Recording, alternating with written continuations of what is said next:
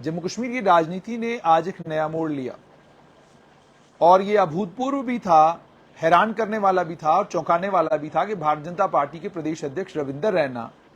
जिनको लेकर अलग अलग लोग अलग अलग तरह की टिप्पणियां करते हैं और सिर्फ टिप्पणियां ही नहीं करते हैं बल्कि उनको लेकर बहुत कुछ मीडिया में बोला भी जाता है, लेकिन आपने कभी भी भारतीय जनता पार्टी के प्रदेश अध्यक्ष रविंदर रैना को इन तमाम मामलों को लेकर रिएक्ट करते हुए, डिफेमेशन नोटिस इशू करते हुए या कोई लीगल नोटिस देते हुए अभी तक नहीं देखा होगा। लेकिन पहली बार ऐसा हुआ कि भारतीय जनता पार्टी में ही 1 साल तक रहे सुरेंद्र चौधरी ने जब पार्टी छोड़ी, उसके पार्टी छोड़ने के बाद जब उन्होंने बयानबाजी शुरू की, उनकी उस बयानबाजी के चलते हुआ क्या, रविंदर रैना ने उन्हें एक लीगल नोटिस भेज दिया। रविंदर रैना ने उस लीगल नोटिस में 5 करोड़ रुपए का दावा जो है वो सुरेंद्र चौधरी के ऊपर किया है और उन्होंने आरोप लगाया है कि सुरेंद्र चौधरी ने मुझे बदनाम किया।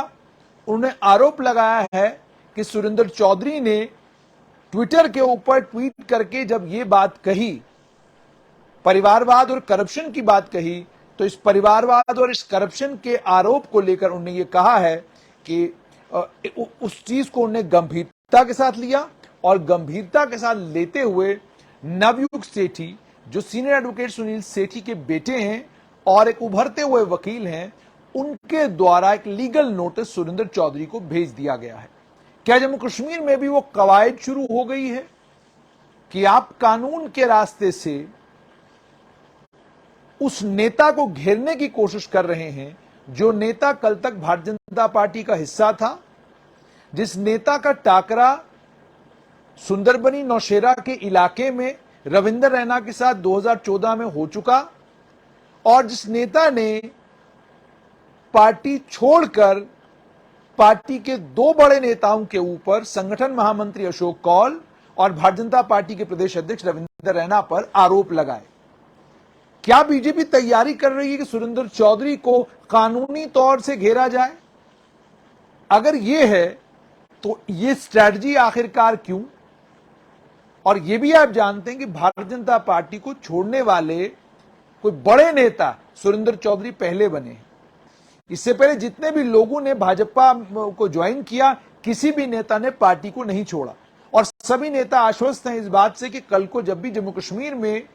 चुनाव होते हैं तो भारतीय जनता पार्टी सत्ता का हिस्सा होगी, सत्तारूढ़ दल होगा, इसलिए इसी दल के साथ रहने में हमारी भलाई है।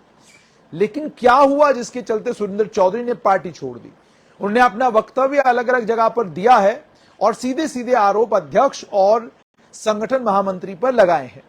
लेकिन जैसे मैंने आपको कहा कि जब आप बात करते हैं, बात करते समय इस बात का कैसे आपने आजकल भी देखा होगा कि सोशल मीडिया में एक माहौल चल पड़ा है कि आप कोई भी आरोप लगाते हैं और आपको इस चीज की कोई चिंता नहीं होती कि इस आरोप के लगाने के बाद अगर कल मुझसे सबूत मांगे गए तो मैं सबूत कहां से दूंगा। पिछले दिनों आपने देखा होगा कि एक प्रदर्शन हुआ जिसे न्यूज शेयर इंडिया ने कवर किया और न्यूज शेयर इंडिया के ऊपर एक समाजसेवक पवन शर्मा, उन्होंने एक आरोप लगाया कि director school education Jammu Ashok Sharma ने अपनी धर्मपत्नी के लिए ये नई annual transfer drive ATD policy बनाई है। अब आपने आरोप लगा दिया, आप आरोप लगा सकते हैं, कौन रोक सकता है आपको? लेकिन अफसोस ये कि ना तो पत्रकार महोदय को पता था और ना ही नेताजी को पता था कि जिस समय ये एनुअल ट्रांसफर ड्राइव, ये ट्रांसफर पॉलिसी बन रही थी, अशोक शर्मा डायरेक्टर स्टेट्स थे और Ravishankar Sharma director school education Jammu थे। यानी ये पॉलिसी उस समय बनी जिस समय Ravishankar Sharma director school education थे। तो अब डायरेक्टर स्कूल एजुकेशन और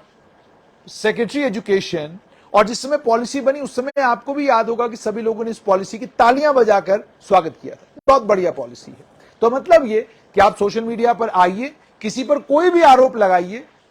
कौन पूछने जा रहा है? क्योंकि गंभीरता के साथ लोग चीजों को लेते कहां हैं। सोशल मीडिया के ऊपर जो शुरू होता है ये बड़ा मशहूर है, कहते हैं जो सोशल मीडिया पर शुरू होता है वो सोशल मीडिया पर ही खत्म हो जाता है। एक कहानी सोशल मीडिया पर शुरू हुई, सोशल मीडिया पर खत्म हो जाएगी, आगे लोगों ने उससे आगे बढ़ना नहीं, काम दुनिया का चलता रहेगा। तो जैसे मैंने आपको कहा कि आपने आरोप लगाया, लेकिन आरोप लगाने के बाद अपने आरोप को सच्चा साबित करने के लिए आपके पास तथ्य और प्रमाण भी होने चाहिए। और अगर तथ्य और प्रमाण आपके पास नहीं है और कल कोर्ट के सामने सवाल पूछ लिया गया कि आपने जो ये कहा है इसका तथ्य और इसके प्रमाण आप दीजिए, तो अगर वहां पर तथ्य और प्रमाण न हुए तो जो, जैसे मैंने आपको कहा, 5 करोड़ का दावा करने का मतलब यह हो गया कि जब आप इतना बड़ा एक डिफेमेशन सूट या लीगल नोटिस देते हैं, इस लीगल नोटिस के देने के बाद आपको भी थोड़ी बहुत राशि जो है वो हाई कोर्ट में जहां से आप ये नोटिस दिलवा रहे हैं वहां से आपको जमा करनी पड़ सकती है। लेकिन सुरेंद्र चौधरी को ये नोटिस क्यों मिला? एक तो ये कि सुरेंद्र चौधरी सुंदरबनी नौशेरा के हैं, जो भी बात वो करेंगे, जो भी बात वो करेंगे या जो भी वक्तव्य वो देंगे, जाहिर सी बात है उस वक्तव्य में सुंदरबनी और नौशेरा की जमीनी हकीकत होगी। अगर सुंदरबनी नौशेरा की जमीनी हकीकत होगी तो बात तमाम चीजों पर होगी। बात अगर तमाम चीजों के पर होगी तो बात आगे बढ़ जाएगी। बात आगे बढ़ गई तो बात बड़ी मुश्किल में पड़ जाएगी। इसी के चलते भारतीय जनता पार्टी के प्रदेश अध्यक्ष रविंदर रैना ने सुरेंद्र चौधरी को एक लीगल नोटिस भेज दिया। अब चूंकि कानूनी प्रक्रिया है, अब ये कानूनी प्रक्रिया तो शुरू हो चुकी है। इस कानूनी प्रक्रिया के शुरू होने का मतलब यह हो गया कि सुरेंद्र चौधरी को इस लीगल नोटिस का जवाब देना है और बताना है कि जो आरोप उन्होंने संगठन महामंत्री और प्रदेश अध्यक्ष रविंदर रैना पर लगाए हैं, उन आरोपों के पीछे सच्चाई क्या है।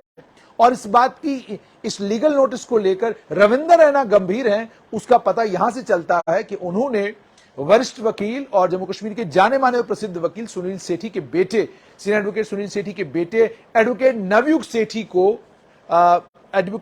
सेठी को काम दिया और उन्हें कहा कि आप लीगल नोटिस जो है फ्रेम करके फौरन सुरेंद्र चौधरी को भेज दें। यानी अब एक दो तरह की जंग जम्मू कश्मीर में देखने को मिलेगी। एक तो ये कि सुरेंद्र चौधरी नेशनल कॉन्फ्रेंस में चले गए हैं, विपक्ष का चेहरा बन गए हैं, तो जाहिर सी बात है जिस तरह का उनका पीडीपी में जिस तरीके से उन्होंने राजनीति की है, अगर उसी राजनीति को वो नेशनल कॉन्फ्रेंस में भी कंटिन्यू करते हैं तो फिर काफी सारा हंगामा जो है वो हमें देखने को मिलेगा। 5 अगस्त 2019 के बाद लगातार 3 साल तक सुरेंद्र चौधरी ने पीडीपी के दफ्तर को संभाले रखा और दफ्तर को चलाए रखा, बनाए रखा, दफ्तर का ताला खोला, अंदर गए और वहां से कभी कुछ तो कभी कुछ ताबड़तोड़ बयान दिया करते थे। बीजेपी में आने के बाद 1 साल सुरेंद्र चौधरी बीजेपी में रहे, लेकिन खामोश रहे, कुछ खास बोला नहीं, कुछ खास कहा नहीं। 1-2 बार कहा, वो बातें ऐसी थी कि उनको लेकर खुद उन्हें कहना पड़ा कि मैं बीजेपी में जरूर हूं, लेकिन मेरी जुबान है, मेरी जुबान बंद नहीं रह सकती है। उसके चलते अब जब उन्होंने बीजेपी छोड़ दी है, नेशनल कॉन्फ्रेंस में चले गए हैं, एक तो इन्हें विपक्ष का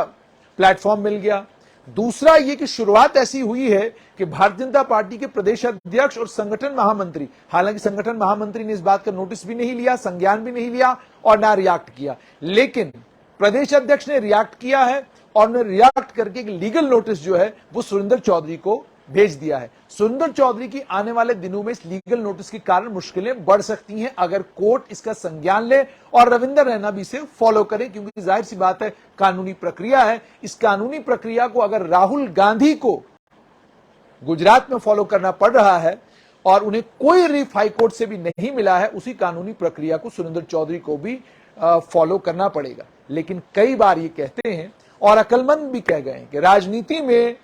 जिस भी आदमी को कोर्ट का दरवाजा एक बार खटखटाना पड़ गया या जिसको भी कोर्ट के दरवाजे से कहीं आना जाना पड़ गया, वो समझ लीजिए बड़ा नेता बन गया। तो सुरेंद्र चौधरी को लीगल नोटिस मिलना दोनों तरह से दो-धारी तलवार है। एक तरफ हो सकता है उनके लिए बहुत फायदेमंद हो और हो सकता है इसी लीगल नोटिस के कारण वो बहुत सारी परेशानियों में पड़ जाएं। आने वाले दिनों में राजनीति बहुत इंटरेस्टिंग होने जा रही है, क्योंकि सुरेंद्र चौधरी निकले हैं और आज जैसे स्ट्रेट लाइन ने भी जब उनका इंटरव्यू किया, he was all fire. All fire का मतलब घमासान, मतलब जो सवाल आप पूछे वो ताबड़तोड़ हमला करने के मूड में, कि किसी तरीके से जितने भी सवाल आप करें फौरन सवाल का जवाब देना है और कोशिश करनी है कि पत्रकार को चुप कराना है। तो मतलब पूरे मूड में नजर आए। तो इसका मतलब विपक्ष की तरफ से पहले एक समय में एक और बड़े नेता इसी तरीके से तेज तर्रार तरीके से बोला करते थे, अब सुरेंद्र चौधरी नेशनल कॉन्फ्रेंस में इसी तरह। दूसरी तरफ जैसे मैंने आपको कहा कि बीजेपी का जहां तक ताल्लुक है, प्रदेश अध्यक्ष रविंदर रैना लंबे समय तक अध्यक्ष बने रहेंगे। ऐसा लगता है कि लोकसभा की चुनाव भी उनकी ही अध्यक्षता में होंगे और अगर उन्हें कैंडिडेट बना दिया संभवतः तब कुछ चेंज हो सकता है। मगर फिलहाल खबर यह कि भारतीय जनता पार्टी के प्रदेश अध्यक्ष रविंदर रैना ने